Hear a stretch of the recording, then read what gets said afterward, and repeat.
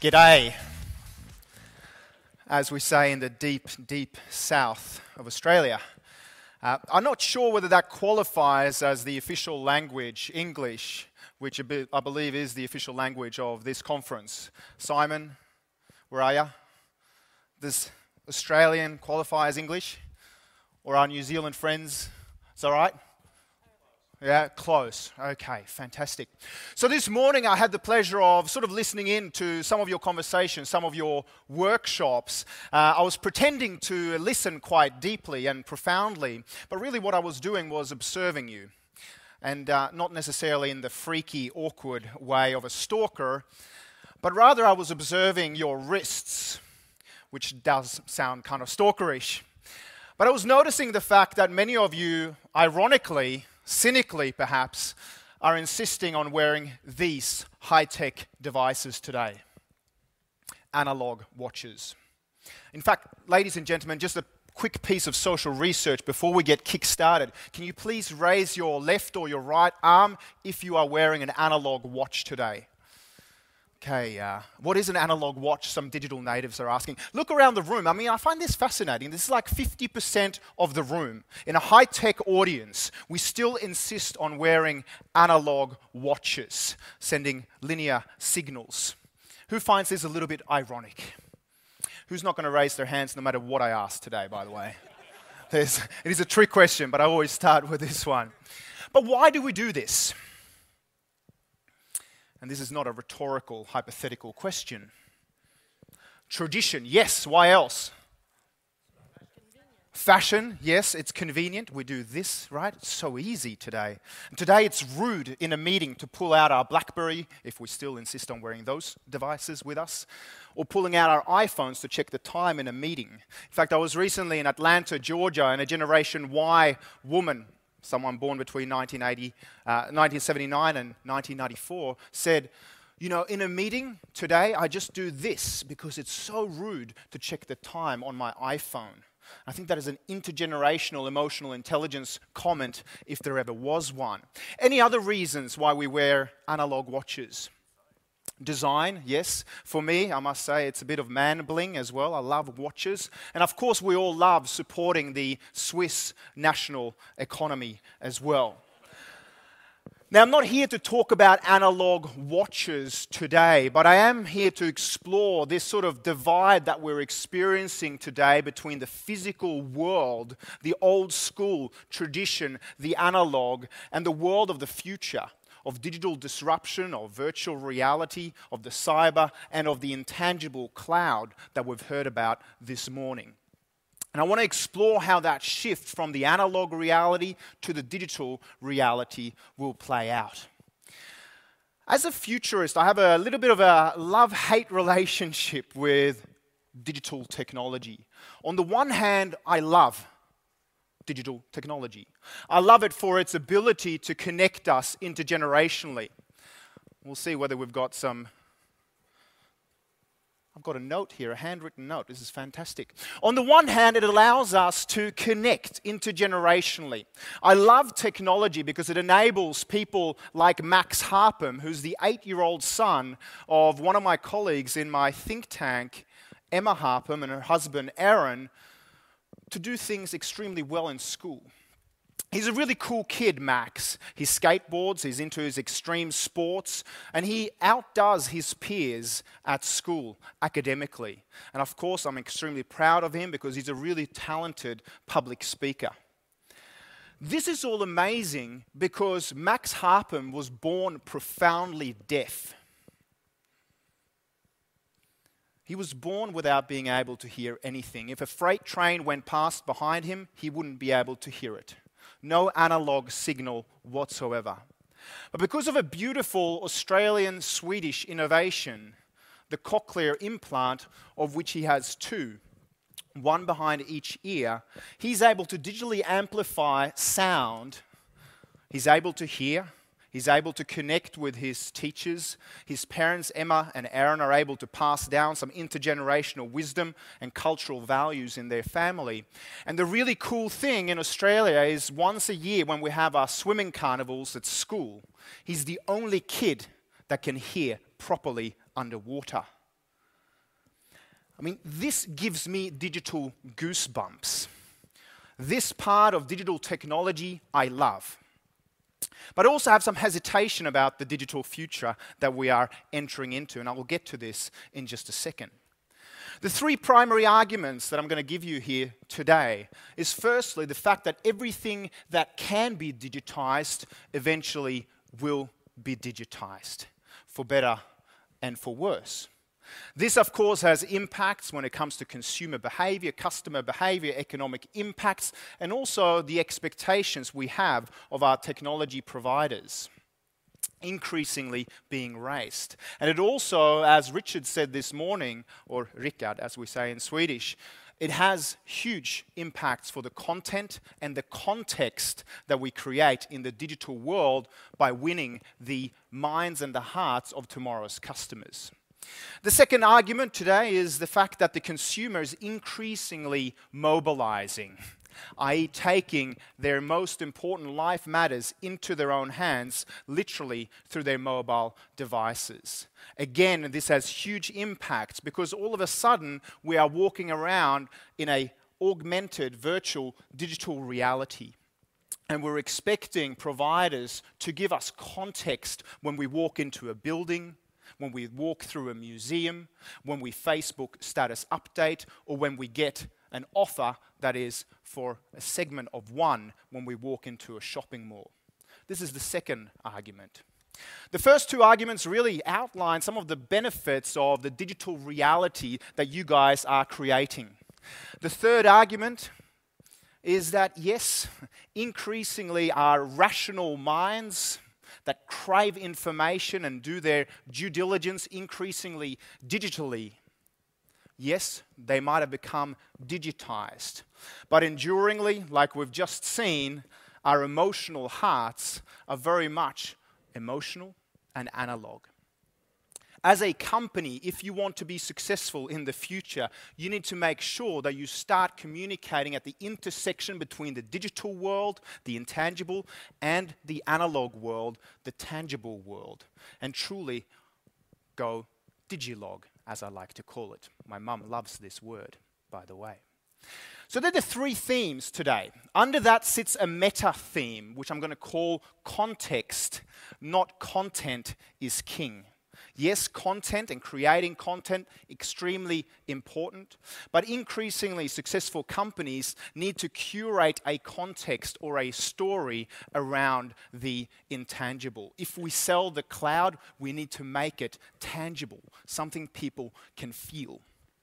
But let me start now with a story about why I have some hesitations around the digital world. And I want to bring you back to this city, my native city of Stockholm, back nearly 100 years in history. As all of you would know, Stockholm and Sweden is not famous for making great analog watches. That's Switzerland. So it's almost ironic here that this particular ad for Tissot Swiss-made watches since 1853 is set over a map of Sweden. Now, the person making this ad, which recently featured in business class in Thai Airways business magazine, should have been fired or at least never passed Year 9 geography. Let me take you back to the center of this watch for a moment, though, to Stockholm, Sweden. To the year 1916, when Stockholm looked just a little bit different. Because in this year, in 1916, a man by the name of Georg Johansson, or the son of Johan, picked up his gear and left his native farm in Västra Götaland, or West Gotland, in the west of Sweden, to explore new commercial opportunities in the city. Georg Johansson left the farm called Sörboda, and he was greeted by this kind of landscape. Back then, no one wore colorful clothes. It was only black or white.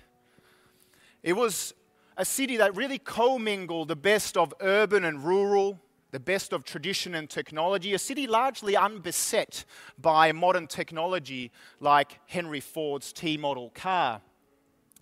And Georg's opportunity back in 1916 that he'd spotted was he was going to dress the men of Stockholm to provide tailored, bespoke solutions for them and give a great face-to-face service after having taken up an apprenticeship in Stockholm in menswear retail. Now, this was a time pre-YouTube and pre-selfies, when watching into a live video camera was still very much of a novelty. And in his move from the countryside in West Gothland, having been born the son of Johan, Georg Johansson, when he became a businessman in Stockholm, wanted to give a kind of nod of respect and recognition to his intergenerational family farm, Sörboda. And he changed his surname from Johansson to the man from Sörboda, or Sörman, the man from the south.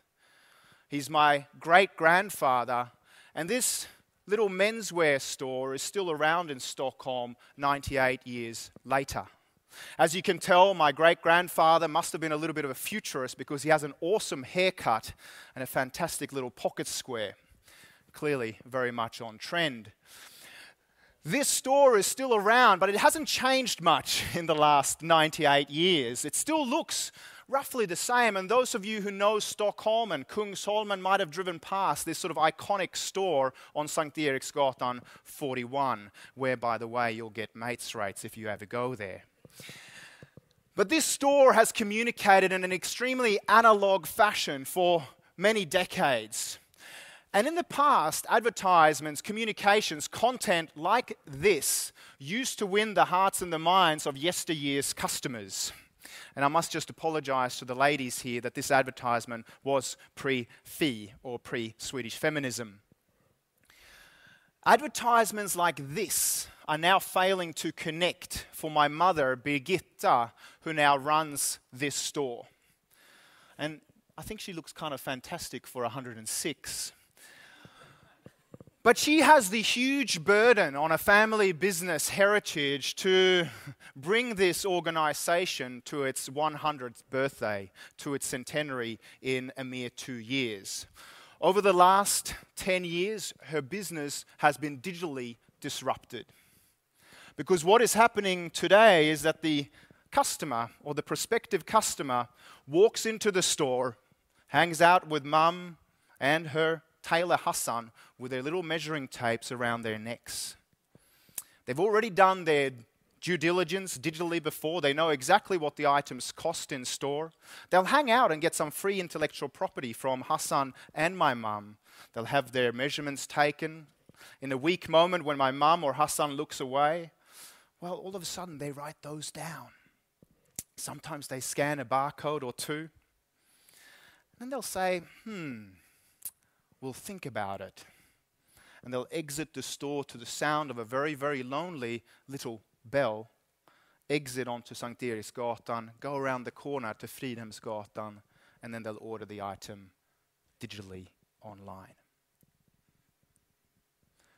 This part of digitization I have a massive issue with. Now, we're all guilty of this, of course. All of us have booked a flight using, yes, Kayak or Expedia, for example, abandoning our old school travel agent, for example. But this is new consumer behavior, and it's consumer behavior that's going to continue into the future. Yes, power to the consumer, but this hits home. The challenge for my mum, like for so many other people in business today, is that she's trying to figure out for herself where on this continuum between the analog world that she knows so well and the digital world that is intangible and which she doesn't understand, she should position her brand and her business. Do they have to be mutually exclusive, though? For mum, when we have our intergenerational family dinners, and they're sometimes interesting, by the way, when you've got a futurist as a son. Because I love the digital world. We sit down and discuss items like, Mum, what would happen if you took all that rich data, all that big data about your customers, the ones who've been there for generations, the ones who you have this analog data about because you know their first names, their surnames, their kids' names, and even their grandparents' names. They used to shop there. You know what their seasonally adjusted girth is like. As you know, it gets cold in Sweden in winter. You know their preferences for colors, and you know the fact that Rickard really likes his LBM 1911 suits. This is important big data. Imagine if you had all of that information and you could send Rickard an email, bespoke tailored, just to a segment of one. And she goes, son, du förstår inte. Våra kunder vet inte hur man använder internet. Which is really profound if you speak Swedish. And what it means is, son, you don't understand. Our clients don't know how to use the internet. Don't know if you've ever heard that one before. To which I respond, so they only understand how not to buy from you online. And that's a tough family business conversation. Now, we're not here necessarily to talk about retail. My mum's issues are different from yours. I do have permission to talk about them, though, both from her and her therapist, our family therapist. But what I do want to explore with you is how business is now navigating this seemingly sort of dichotomy of these two separate worlds of the physical and the intangible. Let me just give you the terms of reference for a moment. The analog world is face-to-face. The digital world is interface to interface. The analog world, again, is kind of old school. The digital world is new school. One's about the offline interaction. One is about the online interaction. The one is about personal touch. The other one is about the digital connect. One is about 9 to 5 opening hours, or 9 to 7, as she has to do to keep up with payment for staff. The other one is 24/7, 365, or 3600, 24/7, as you would call it.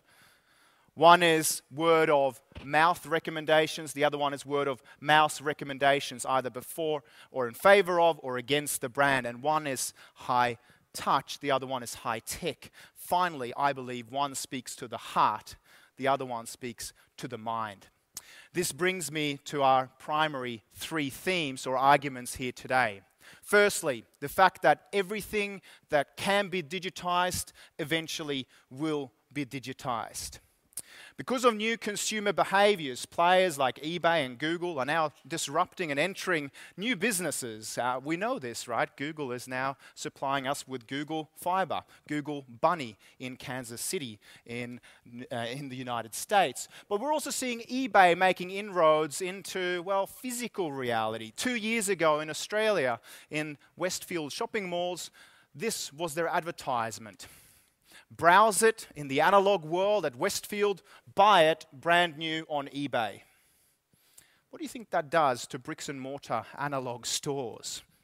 The only people making money in these two instances here are the people making the yellow and black signs saying physical analog stores closing now. Clearly a growth industry, if there ever was one, with both Borders and Blockbusters, of course, closing down because they have not kept up with change. Change can be difficult, though, can't it? Who likes all of this digital disruption and change, by the way? No one dares say, or there's a few. Fantastic. Who struggles with change, though? I think it's kind of human if we do.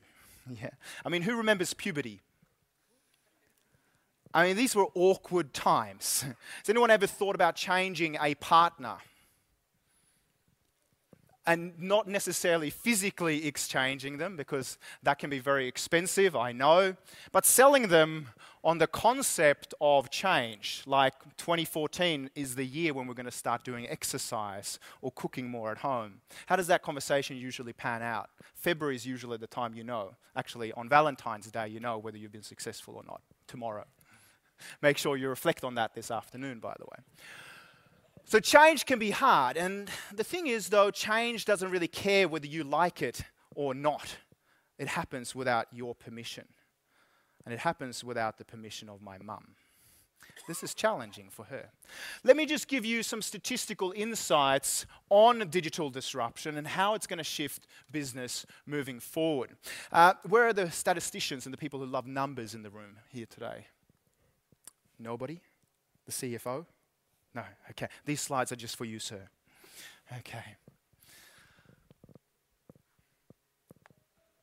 So some of you might remember these old school ways of communicating, the good old yellow pages. Well, this is its circulation in the United States over the last decade or so.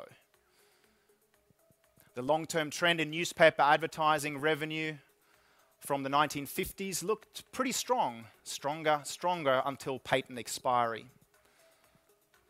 That decline in print advertising over the last decade looks something like this in terms of negative economic growth. So the question is, where is content being increasingly produced? Think about the music that you access and you listen to. Well, 93% of all music was CDs in 2000. In 2005, a mere 9% were digital downloads. And of course, in 2010, digital was 47% of the total market share. And remember, these were only the digital ones. And now, of course, we stream it live via Spotify. So really what we're dealing with here is Moore's law, the doubling of computing power every 18 to 24 months, smashing linear analog growth to pieces. And of course, you guys are part of driving this trend toward digitization. And even quite mature social networks like Facebook have enjoyed these sort of growth graphs that have been in line with Moore's law, even to the last few quarters as Facebook turned teenager.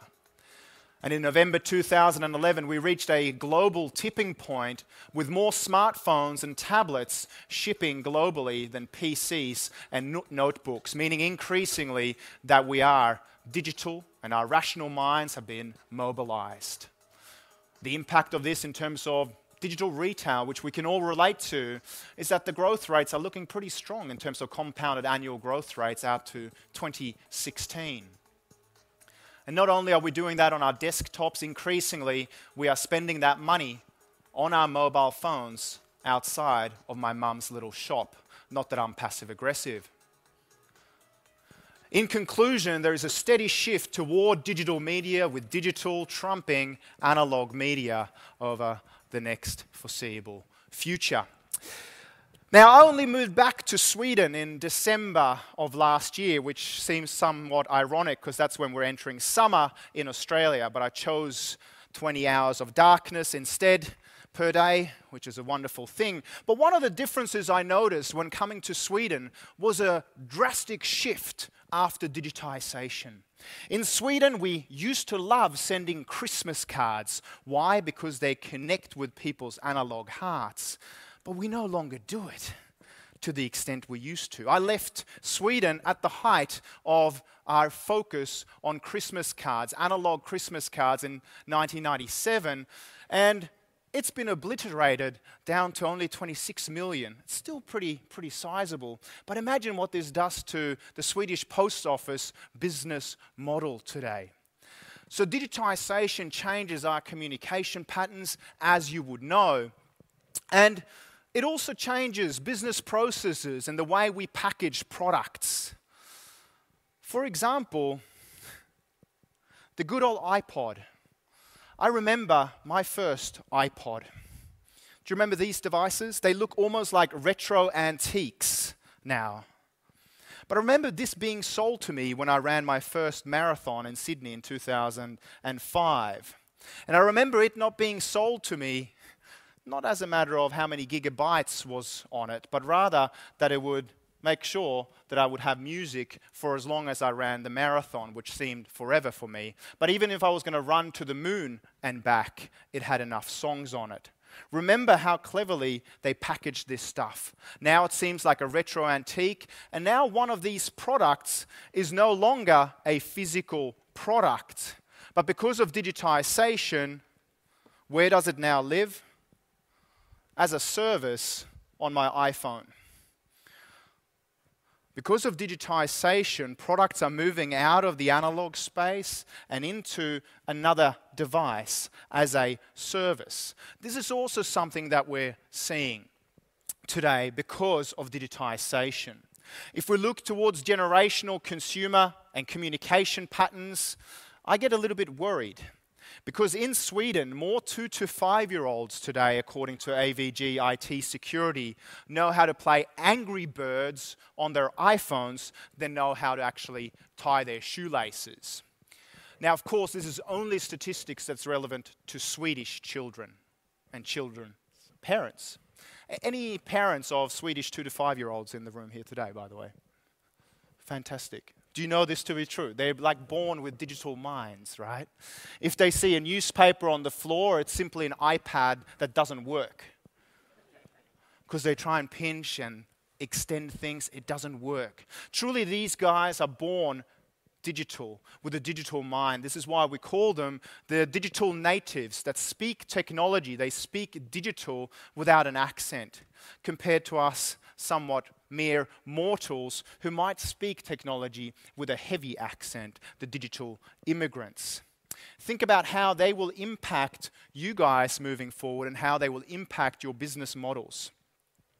I remember in the 1980s, when I was up in the Swedish mountains with my father, and I'd saved up for a bunch of months in my little piggy bank where I'd put my little coins every week, my little Swedish coins, and it used to make that beautiful sound as it used to get heavier and heavier.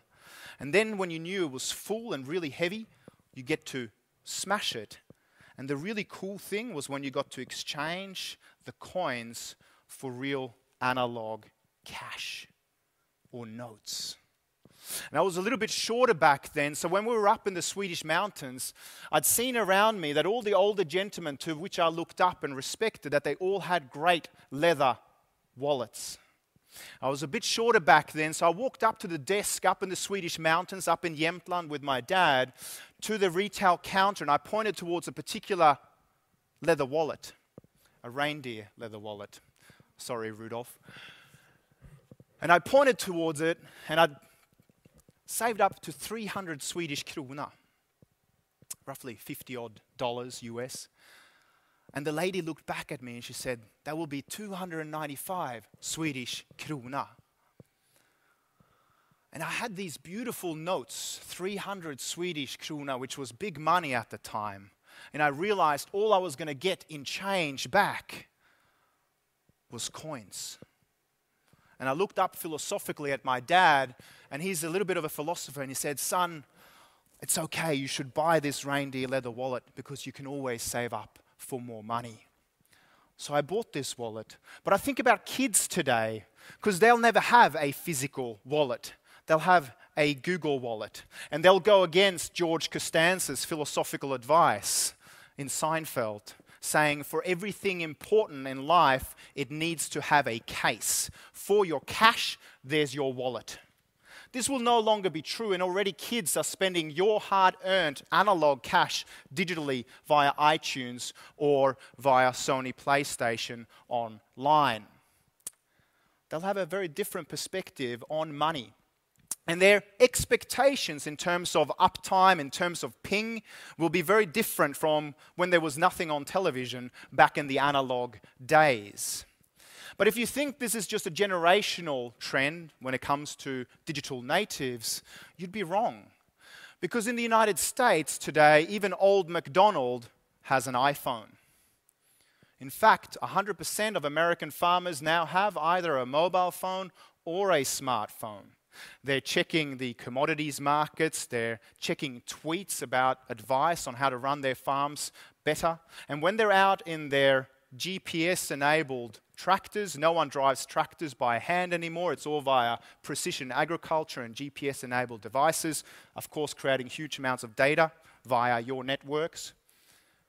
They're very much tuned in to the digital reality of the future. Deloitte Digital released this report, and I hope it's not too late in the afternoon to talk about X and Y axes. But in their report called Digital Disruption, Short Fuse, Big Bang of Digital Disruption, essentially what they've done is outline on the X-axis the length of the fuse until digital disruption impacts several different industries. And on the Y-axis, they have the size of the bang, either rather small or rather large up the top. Now you can all see where my mum sits, for example, but some of you might be selling to some of these other industries as well. And this is important to bear in mind in terms of what you're enabling for them. Are you teaching them to adapt for a digital future? So what does this all mean, though? What are the impact points? And what are some examples of B2B businesses that are doing and communicating extremely well based on this digital disruption? Here are a couple of examples. One of the problems, of course, with digital is that digital is intangible to many of us. Like my mum, she can't feel it, she can't see it, she can't smell it, so it feels a bit weird. And sometimes as IT professionals or technology minds, maybe what we do is we speak technology to someone that doesn't understand technology, or there might be a digital immigrant. How do we package our solutions smarter?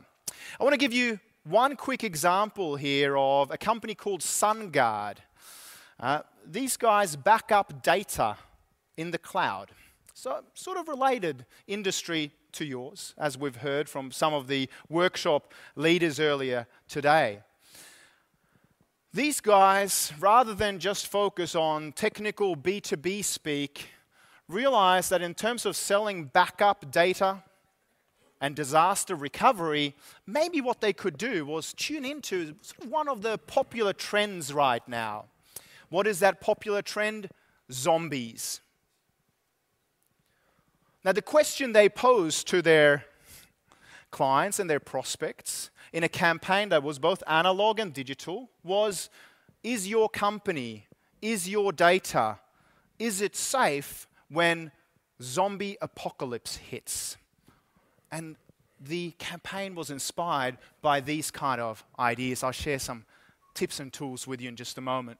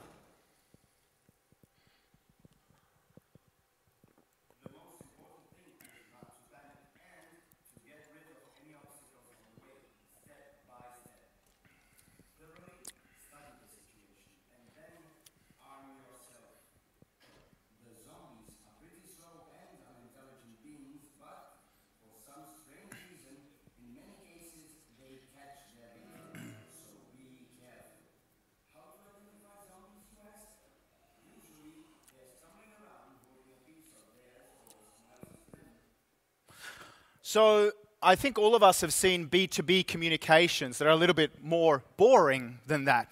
Might not be so tuned into this popular trend of zombies.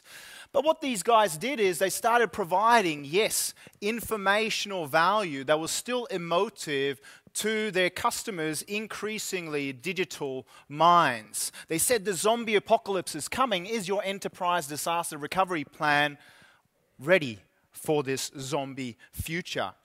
This campaign was extremely successful for them because they started educating their clients about the value of shifting from CapEx to OpEx in the cloud.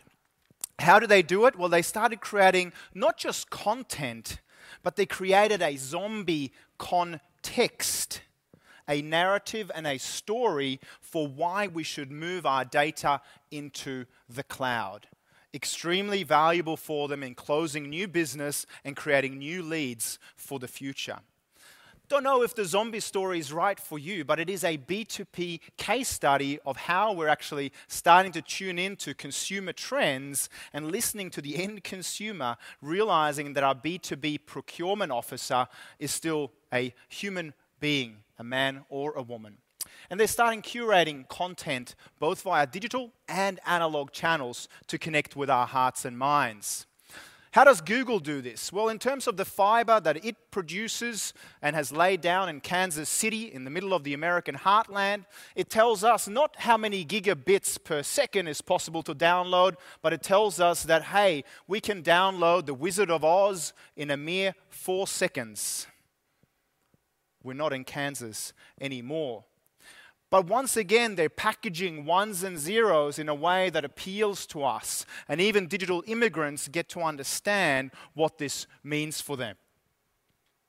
Finally, if I wrap up this session on digital disruption, I think what is phenomenal about the little iPod case study that I talked about before is how they packaged ones and zeros. They did it visually, they did it beautifully, and they told us that we could go to the moon and back if we used this device. I'm going to stop there for just a moment and ask this question to you at your tables to debate this question. Are there some customer touch points that can be digitized, and are there any that can never be digitized in your business? Have a quick conversation with the people at your table about this question. What touch points can be digitized? Which ones can never be digitized? If the people at your tables are either unattractive or unintelligent, this would be a good chance to strategically network elsewhere. Go. Did anyone hear any profound or profane insights or ideas in terms of what can be digitized, what can never be digitized in the future? Yes. Shout out, or do we have digital amplification of voice? We should have, because we do voice.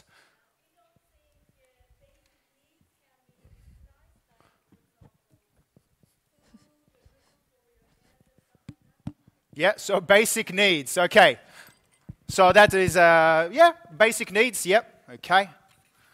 So basic needs.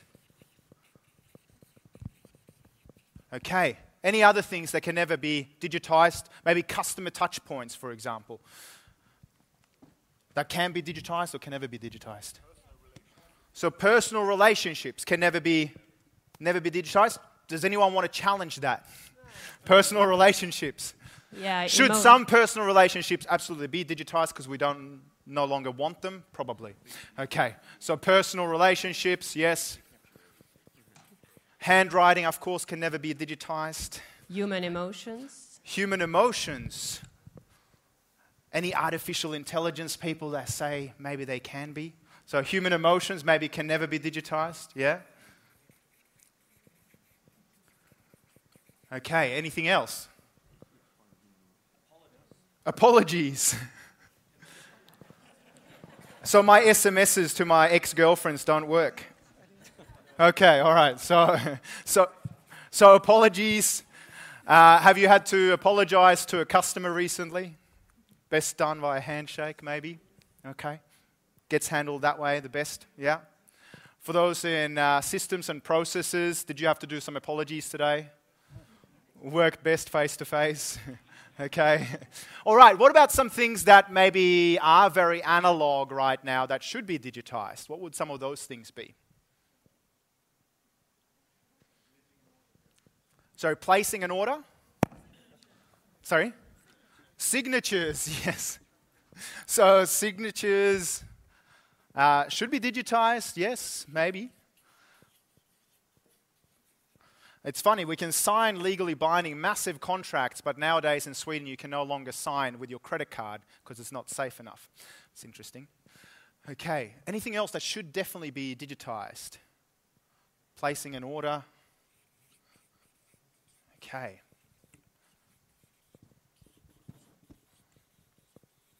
Okay. Anything else that should be digitized? Any content, customer touch points? Okay. We'll continue reflecting on this as we move through to the next section on mobile. Let's see. We still don't have any power. That's all right. We've got about 4 minutes more of juice. We'll see how we go. 4 minutes, my friend. Okay. No pressure. All right. The consumer is mobilizing. Okay. We have power. Can we have a round of applause, by the way? Thank you very much. I appreciate it. Stuff like this, we needed a human being to fix. Fantastic. Thank you very much. We are digital once again. Now, I'm not wearing this particular armband today, the Nike Fuel Band. It's not a sign that I'm going back to jail tomorrow, that I'm on parole. This is monitoring every step I make, every breath I take, pretty much, to quote Sting. But what this device is always also doing, of course, is contributing to what you guys know as the Internet of Things. Without having to do anything, I upload some personal analog data to the cloud about where I'm moving and what I'm doing. If I'm moving around a lot today, it's not because I'm highly animated as a human being. We are not, as Swedes, we like to stand still and be in control. But it's because I'm collecting points. If I go for a run today, and I don't wear this, or it runs out of power, and I don't get the digital data on my mapping of my run, I feel as though I never took the run. This is how digitized my mind is becoming. So when I ran the New York Marathon a couple of years ago, I realized that increasingly now, people, not just me, are living by the digitized self or the quantified self, where we want ones and zeros to represent our analog behavior all of the time. And because I used something called Nike Plus back then, this was even before the good old Nike Fuel Band, this was the kind of rich geo-location data that Nike was able to give me. It even told me by speed the couple of times I slowed down to go to the bathroom. It told me when I ran particularly through some more dangerous neighborhoods, when I also sped up a little bit. And it was able to then also start layering rich digital information through heat mapping, telling me where the competitors were running, even offering some particular centers or epicenters of information and activity. I don't know why these guys were jogging there. All the action was here. These are only other runners using Nike Plus on the day, by the way. Even topographical maps like this can be generated through this digital information, but there's nothing like analog feedback, like when I overtook this guy at 21 kilometers. Now, I'd only signed up for this race about 16 hours beforehand, so I always knew the last 42 kilometers were going to suck, but not that much. But what's really interesting with Nike here is what they're doing. Because we used to know Nike as a company that provided us with hardware, with runners, with shorts, with singlets, with football shoes. Now they're also a software company. Why? Because the consumer is literally mobilizing. We are taking matters into our own hands with our mobile devices, and we want a digital layer on all the analog stuff that we do. And they saw this opportunity. And even I, who used to run in a pair of ASICs, I was just using the software solution by Nike. But because I got engaged in the community, in the context, in the ecosystem that was Nike Plus, and of course Nike has data on this. They know that once you've started using Nike Plus about 5 or 6 times, all of a sudden you buy a Nike product. This is kind of interesting. And they can send me little targeted advertisements saying, you've just run this many kilometers in your Nike Plus shoes. Maybe they're starting to get worn out. This is starting to get a little bit big brother freakerish, but nonetheless, they see an opportunity in bridging the analog with the digital world. They realize the innovation is happening by creating a narrative, a context, a story for the consumer that is relevant to a segment of just one. This is starting to be clever with hardware and software. The Internet of Things, through the sister company Jawbone, for example, is now contributing 700,000 plus hours of sleep every day. It's easier to sleep than take steps with these things, by the way. But hey, it can still monitor our sleep. And massive gigabytes of data based on all the steps that people using Jawbone or Nike Plus devices are now contributing via the Internet of Things to the Internet. Literally what is happening is that consumers are taking their important life matters into their own hands. And we need to be part of that story, just like you guys are in power to the user or thinking about customer-centrically the end consumer. Of course, Asia, as with all things digital, are leading the charge in terms of mobilization. But hey, Europe's not far behind. And you can see the developments out to 2015 there. For my mates who suffer from diabetes, this is hugely and profoundly life-changing. Because my mates that used to take notes in their little calendars about their glucose levels and their blood sugar levels, for example, every day, they now just do this via their iPhones and a little adapter that smart pharmaceutical companies are doing, like Sanofi, Aventis, and Novartis, for example. They are now enabling people to prick their fingers and get an accurate reading where they're monitoring their health in real time, making smarter decisions when they're at the counter and when they're thinking about what lunch they should have. Is this empowering to the user? Is this empowering to the consumer? You bet, because they can make smarter decisions about their health. And accordingly, we're seeing M-health or mobile health being boosted into the future, where 65% of the future market opportunity will be in monitoring, but also in treatment of diseases like diabetes into the future.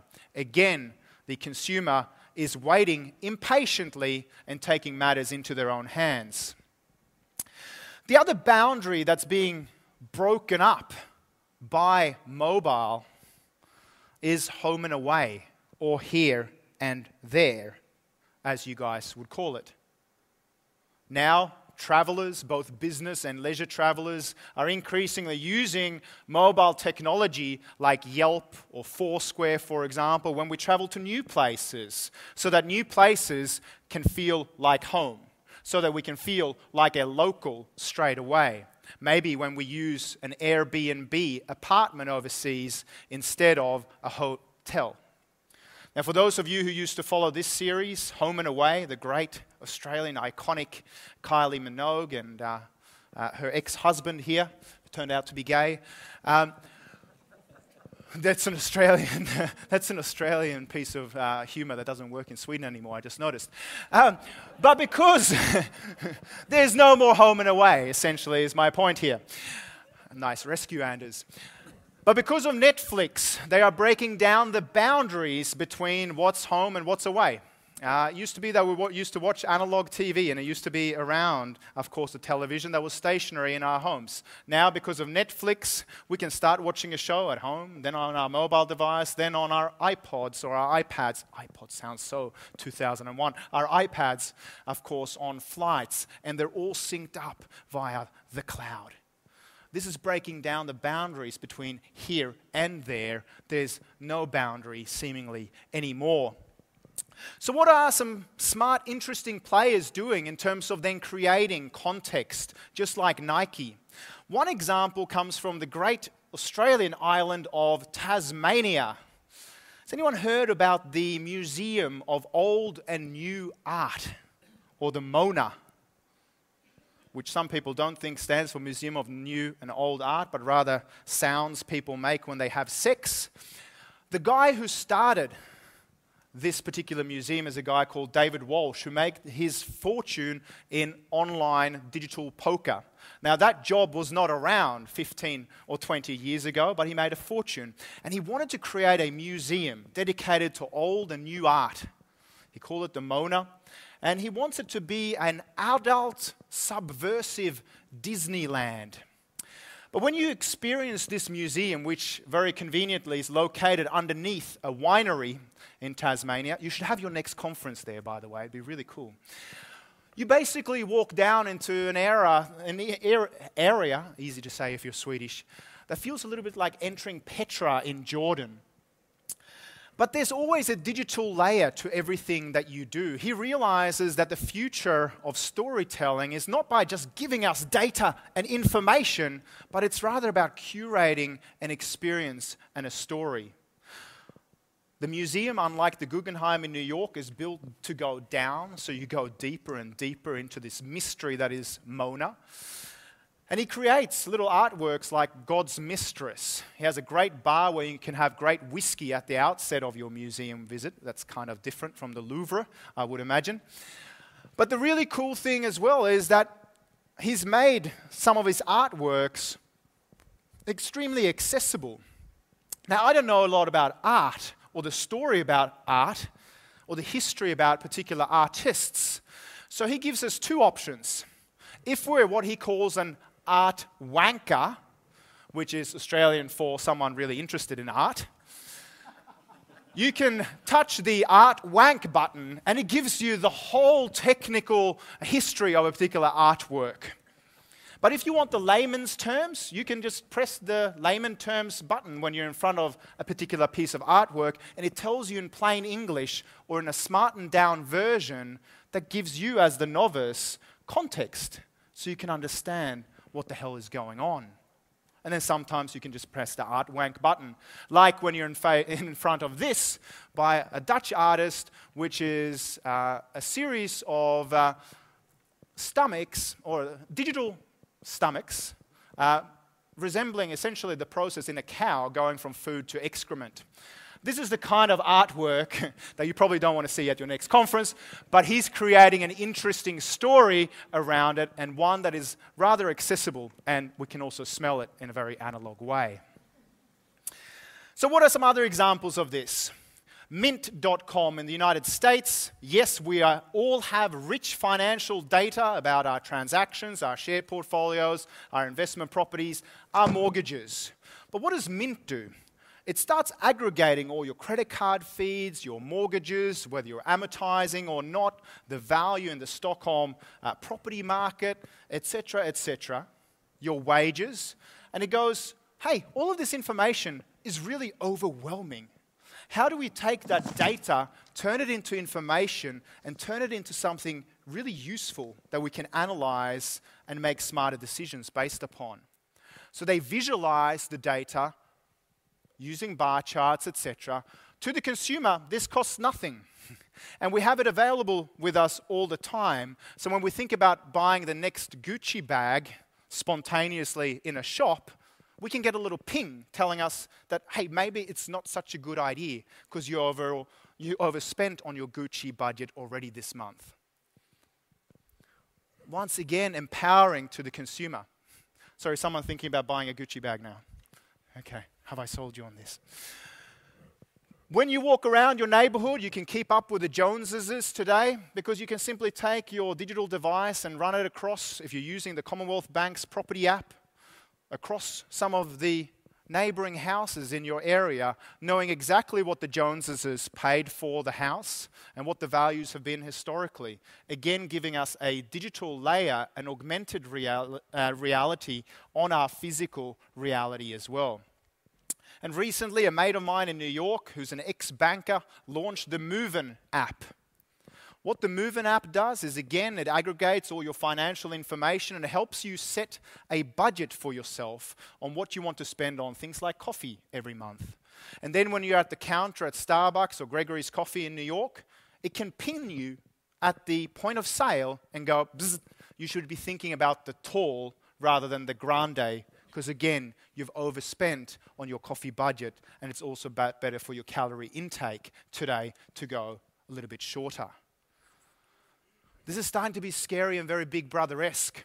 But of course, this data has to go somewhere, and it has to be transferred from the analog to the digital somewhere, and maybe you guys build some stuff that make that happen.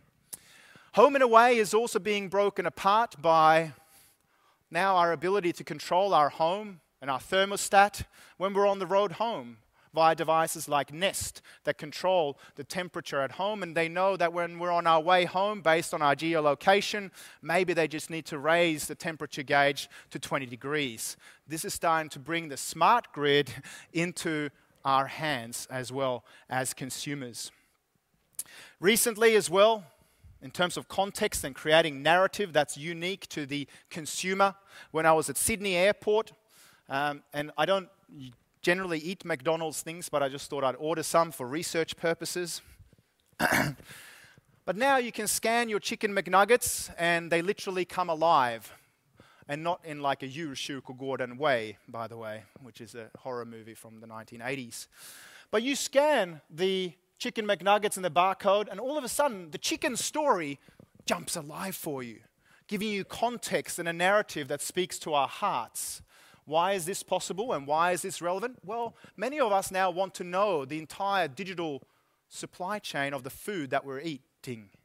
It's not just farm to table or farm to fork. Now we also want a digitally traceable supply chain back to the farmer, in this instance, Daniel Edge in Carbrook, Queensland, who's farmed chicken for 7 years and supplied Macca's for one of those years. He raised the chickens that I then ate, and the name of the chicken was Colin. Almost that piece of information was given away. It would have been a little bit too freaky. And of course, in honor of this farm to iPhone kind of trend, again, us being information junkies today, or rather context junkies, in honor of our great friend from New Zealand, there is a great New Zealand or Kiwi brand called Icebreaker. Some of you would know this, and you wear their Under Armour when you go skiing, for example. Great stuff. They compete with the likes of Patagonia, REI, and some of the most high-tech textiles around. The story around this particular brand, Icebreaker, it's merino wool from merino sheep in New Zealand. They stay extremely hot in cold New Zealand winters, and they stay really cold in hot New Zealand summers. That's sort of the brand story. It's made by nature, for you going to explore nature. The really cool thing is, though, what they've been able to do here, because at the point of sale, we can again scan the barcode of the little item that we're thinking about buying. And it doesn't tell us the chicken's name was Colin, but it tells you about the people that were responsible for bringing you this merino wool, and the sheep who, of course, sacrifice their beautiful long furs to make the merino garments as well. So what happens here is that they go beyond just barcode data, which is boring information, and they bring it alive.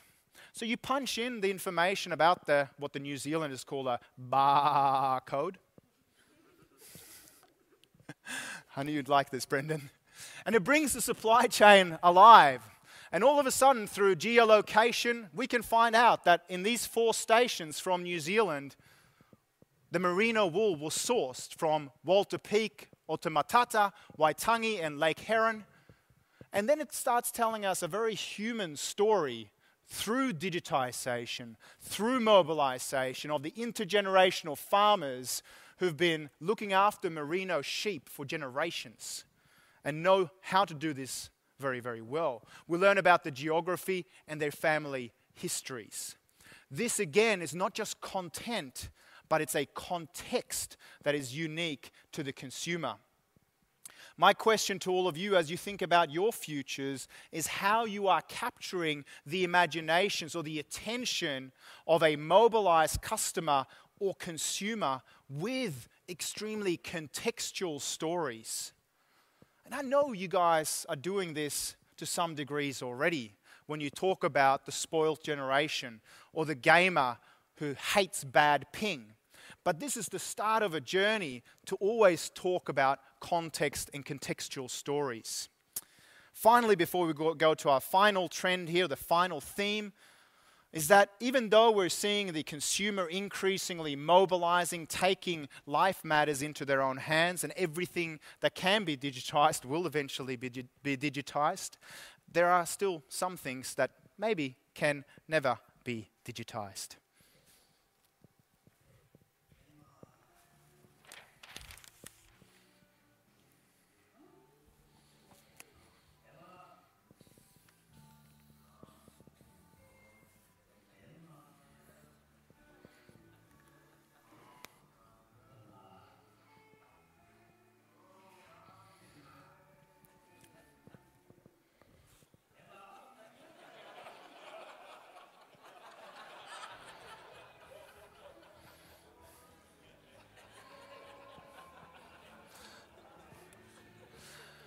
Okay, so clearly there are some things that can maybe never be digitized. Now, like all management consultants, we all have to have a Venn diagram, and this leads me to my final point here today.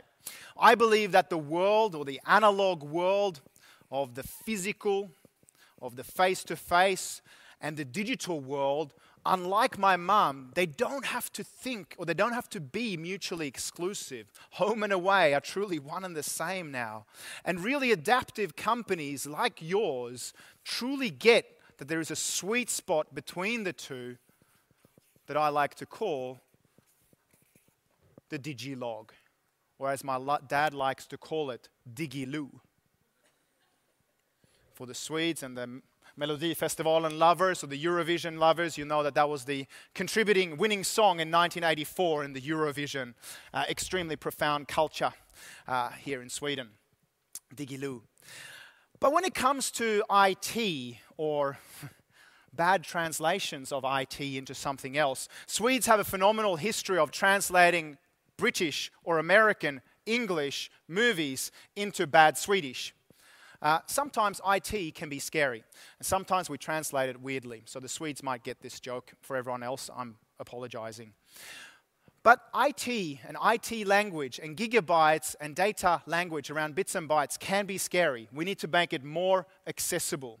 And I believe that innovation when it comes to context and storytelling and smart marketing and packaging really happens at the intersection of the analog and the digital in the digilog.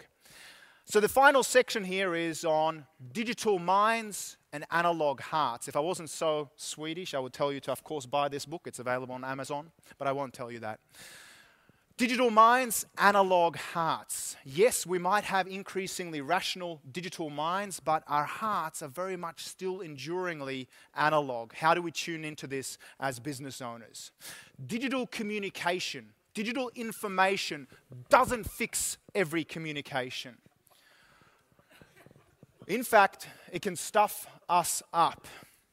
Predictive analytics, yes, I respect them, but predictive texting sometimes just creates mishaps. Digital doesn't solve for everything. And in fact, many businesses that are digitizing too fast or trying to keep up with digital might have, in some context or some step or another, they might have exchanged the old analog dollars that they used to earn for digital pennies. This is also a risk if we're digitizing too quickly. Who remembers their first MP3 digital download? Anybody?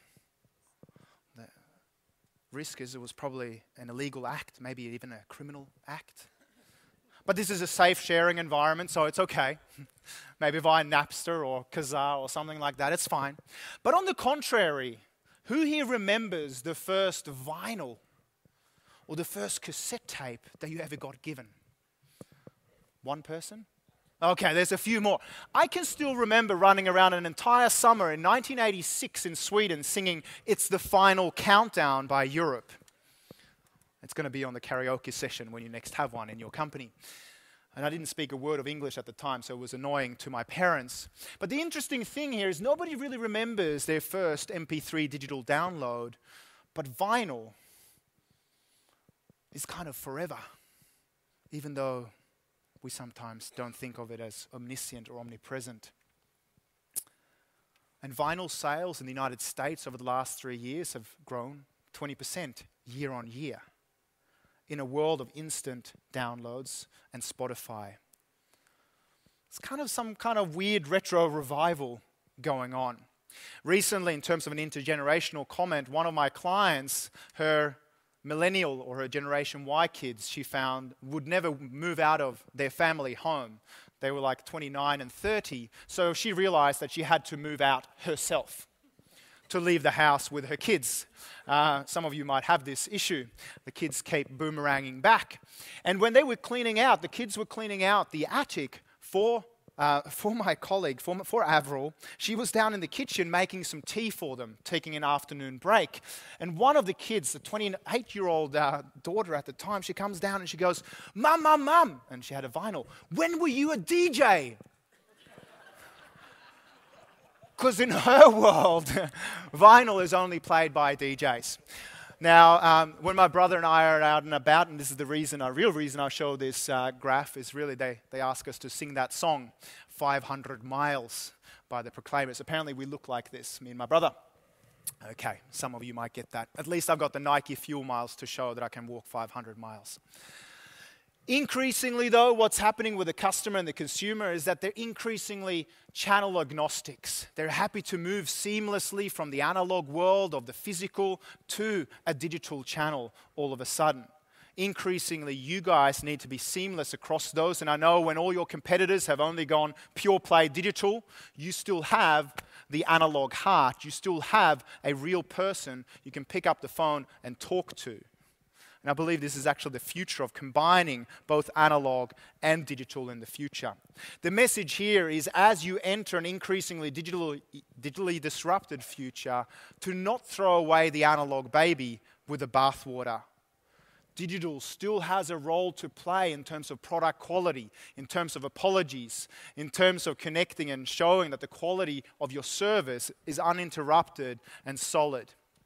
I started today's presentation talking a little bit about the fact that I miss Christmas cards.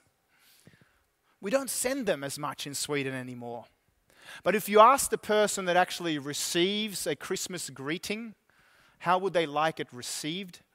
Well, the statistics show that most of us still want a handwritten Christmas card. So why the bloody hell aren't we sending them? Because it's easier for us as the person producing the content just to do it digitally. But does it actually connect us? Does it actually speak to the heart? Does it create long-term loyalty to a client that's going to be with you long-term? Now, don't think of all my friends and family members as clients, but if we translate this into a commercial context, think about the importance of written communications. If I said Google to you, would you think more digital or more analog? Now, it's a digital disruptor, right? Now also in fiber, as we've seen in Austin and Kansas. But in a marketing move of brilliance, recently they started sending us analog communiques. So I think the brochure still has a future, by the way. Telling us the future of marketing and communication is all digital Google AdWords. How do they prove it? By sending us a really good brochure that you can touch and feel. Because that speaks to the heart. If you've ever tried picking up the phone and talking to someone from Google, you know they don't have a heart. But this way, they extended their heart on their sleeve to some maybe later adopters who don't speak digital without an accent. Facebook is doing the same thing. And we can see how this is important in a time of Valentine's Day, tomorrow, remember it. How even maybe some of your partners, like the guys from Cisco, are repackaging data and bits and bytes and making it emotional so that we can go through and make sure that our messages don't get lost in translation, but found in translation.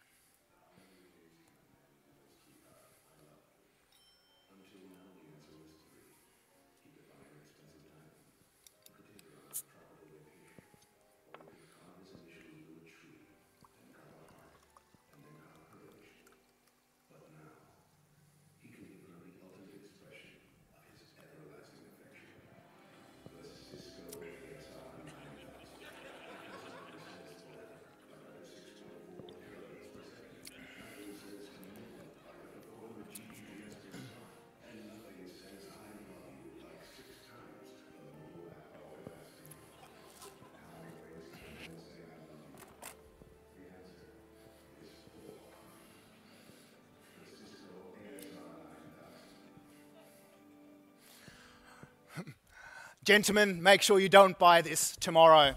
But it's an interesting, innovative example of communications.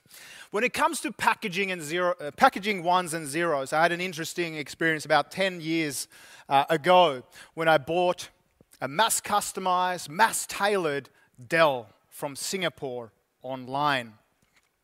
This is what I ride on my footstep. A nice, it's a brown box. And I got my computer and lots of instruction manuals.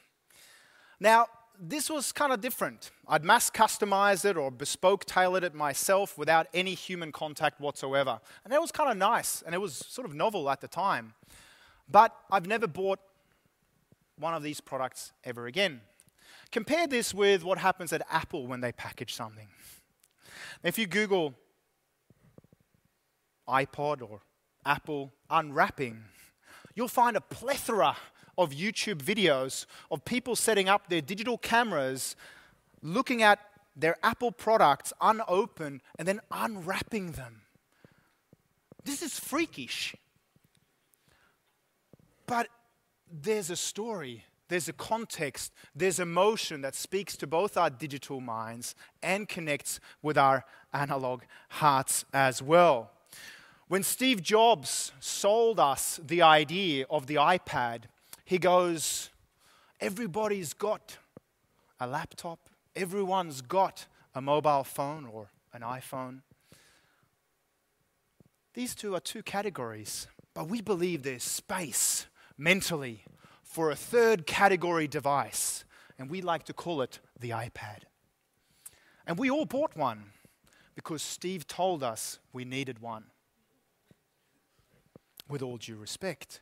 But he sold it to us in an analog way and in a digital way. I'll send you guys a case study of how he did that, not just across the innovators and the early adopters who would queue outside an Apple store to buy it and sleep outside for 3 days, but also to the late majority and the laggards who are maybe slower adopters of digital information.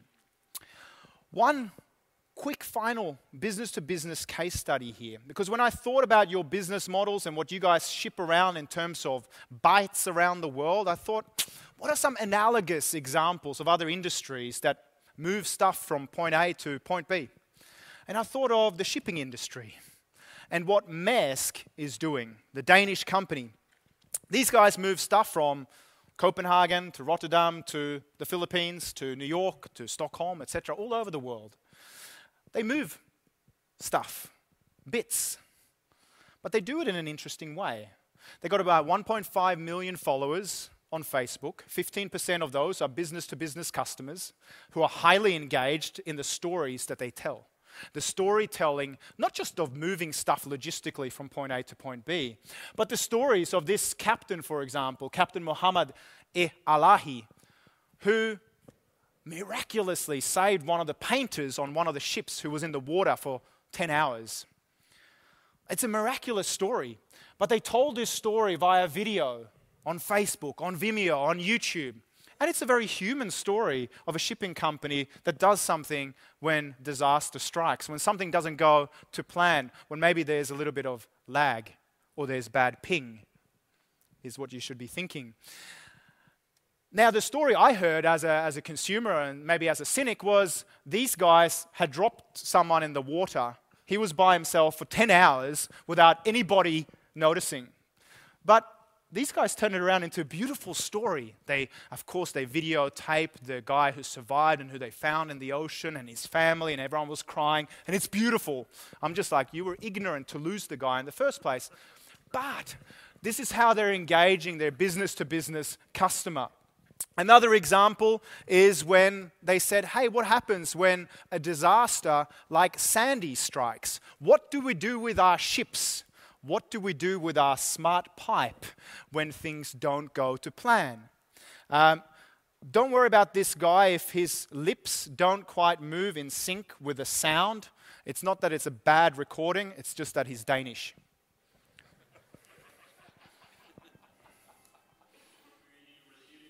Pretty impressive. And they move stuff from A to B. Yes, analog, physical stuff, but maybe some inspiration for you. Finally, it would be unethical of me as a Swede not to mention IKEA. These guys were the traditional biggest printer of a single volume of communications in the world, bar none. Even more IKEA, secular atheist catalogs printed than the Gideons print the Bible, which is in every hotel room, as you'll notice, around the world. These guys print more of them. They are devoted to pine and paper. The catalog is really what's driving the high international divorce rate around the world, because people buy stuff from IKEA and then have to put it together. It's highly disruptive. But it's kind of beautiful if you're a Swede or if you're Ingvar Kamprad. But the guys at IKEA thought about, how do we retain this beautiful sort of brand touch point in the future? How do we not throw away the analog baby with the bathwater? And so now, of course, through augmented reality, the catalog, this old school catalog, has now come alive in somewhat freaky fashion. But now you take the catalog, you share it with your family, you open it up to a particular page, then contextually in your living room, you can put it down on the floor, and then all of a sudden, through your mobile device or your iPad, the thing will spring to life. So you simply do what they do on the screen. And all of a sudden, there's an augmented digital layer across the catalog that brings the little table alive. Maybe Billy the bookcase comes alive in your context, in your living room. Or Ingvar the chair is something you can change the color of. But again, the analog and the digital forms of communication are coming together. And this is where context, where story, where narrative comes alive. Think about how you might be able to do something similar with your bits and bytes.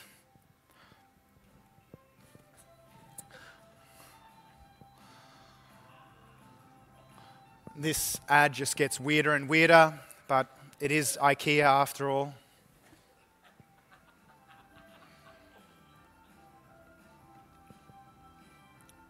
Wonderful, happy Swedish family. And sometimes we do get some analog feedback as well.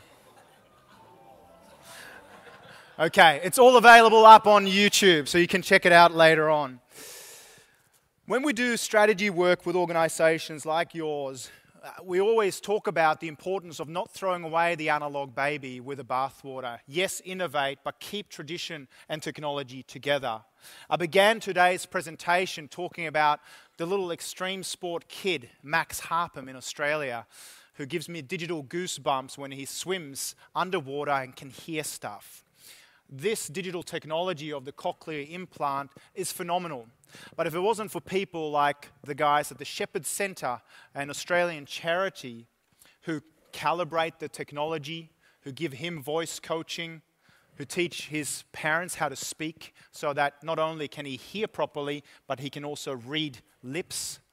It's because of human beings like them, like you, like us, that still speak to our hearts. They're the ones that teach him how to communicate better. Humans still have very much a place in our digital future. So the three things I've talked about today is firstly the idea that everything that can be digitized eventually will be digitized, and the impacts on consumer behavior, the impact on contextual digital storytelling. Secondly, the fact that the consumer is increasingly mobilizing and taking matters into their own hands, and the importance of creating a bridge between home and away, creating contextual narratives for those consumers, the end user. And finally, the importance of providing informational value to digital minds, but still connecting with our analog emotional hearts. Some of you are going to ask me, whatever happened to your mum's little shop in Stockholm, Sweden? And while we're not out of the woods quite yet, we asked ourselves, how can we go digilog? How can we combine the traditional wisdom of what's always been done there for 3 and now 4 generations, but with technology? And so, of course, we recruited my dad, who's a retired colonel in the Swedish Army, which is a great career move because we never go to war. And of course, in a family business context, though, he's done his duties both in Afghanistan and Kosovo, but in a family business context, you never truly retired. And so we used him as a male Zoolander-style model with the blue steel, and recorded a video that then got picked up by the major Swedish newspaper, digital edition, SvD News, of Dad just simply tying a 4-in-hand knot, giving a bit of context, giving a bit of narrative, talking about tradition and timeless wisdom, but in a timely technological fashion. It got picked up by both Facebook and Twitter and amplified digitally around the web, producing Mum's 2 best months of sales in over 10 years. I'm not sure if there's a correlation that I can prove, but I have a strong gut sense that maybe it had something to do with it. Results are on the up. We're now sending Christmas cards again. When everybody else zigs, make sure you zag. And this is just Dad tying a simple 4-in-hand tie knot. You don't need to speak Swedish to kind of get the gist of this.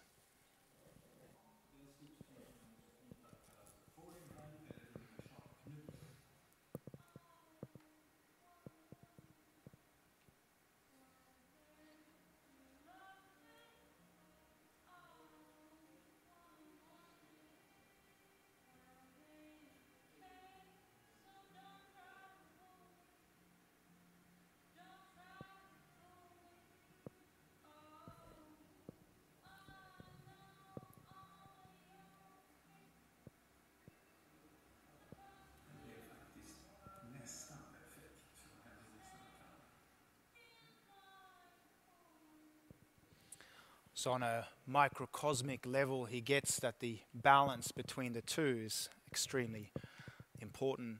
And he was so proud afterwards because he told me, "Son, and I did it on live television."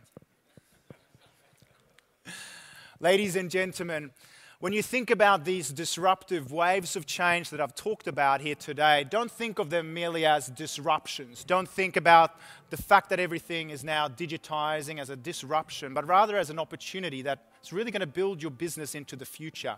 Think about the consumer that's mobilizing and taking matters into his or her own hands, how this is going to contribute to data, to storage, and moving bits and bytes around the world.